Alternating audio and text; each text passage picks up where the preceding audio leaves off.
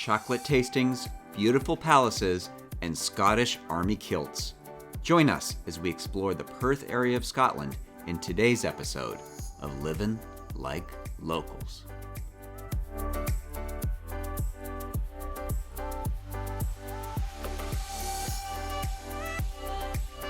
For our final few days of our exploration into the Perthshire area of Scotland, we decided to explore the city of Perth itself. And what better way to start than exploring the Black Watch Museum?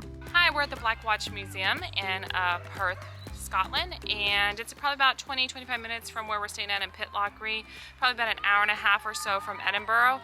It's a pretty cool museum here. Basically, it's about the Black Watch, which was created when the Jacobites came about to which is basically the Scottish army, and it goes through all the different wars and everything that they've had and their tartans and just sort of their history, so it's pretty cool. The museum is impressive. It's huge, with an interactive exhibit housed in a beautiful building. Helping to secure the Highlands and gather intelligence on possible uprisings.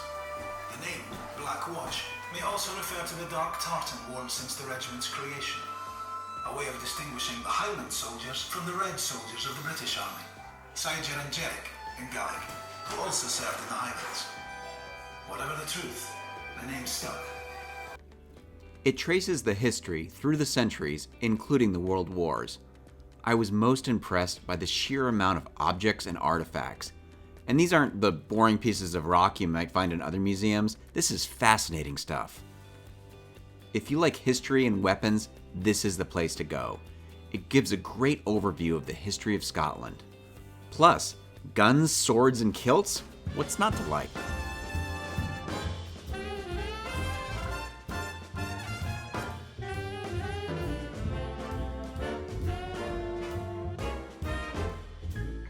Right next door to the city is the fantastic Scone Palace.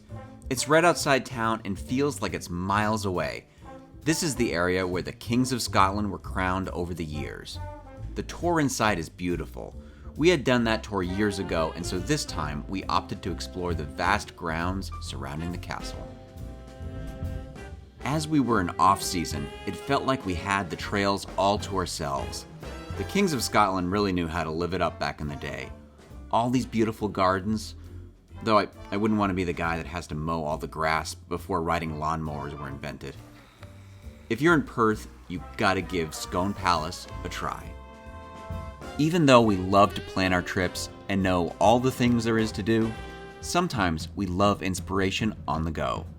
We asked around for what a cool place would be nearby, and everyone said to try this restaurant in a distillery. Good food and whiskey? We were there.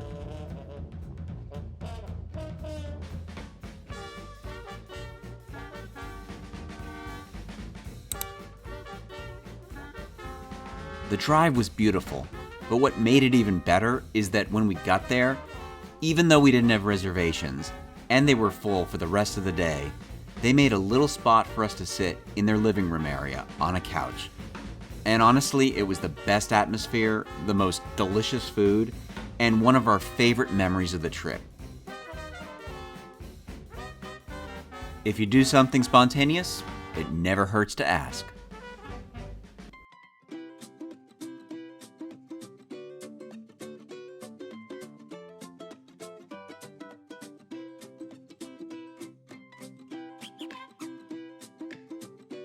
For our last full day in Pitlochry, we wanted to branch a little bit away from whiskey, and so we thought, let's try chocolate. The Highland chocolatier is a wonderful find right in the middle of a picture-perfect little town. It's got great atmosphere, a little cafe, and decadent chocolate.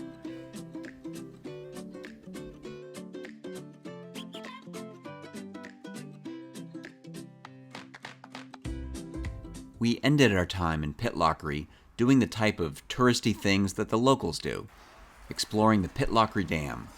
It's a nice little spot right by the river, right near the center of town.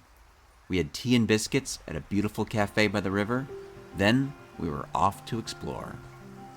The dam does have a visitor center, which explains the dam and the salmon ladder, but for us, we just wanted to walk and enjoy the views.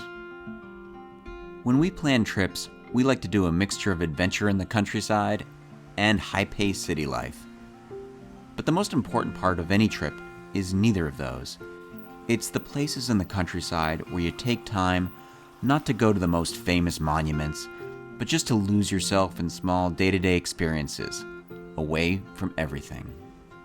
And that's what our time in Pitlochry was.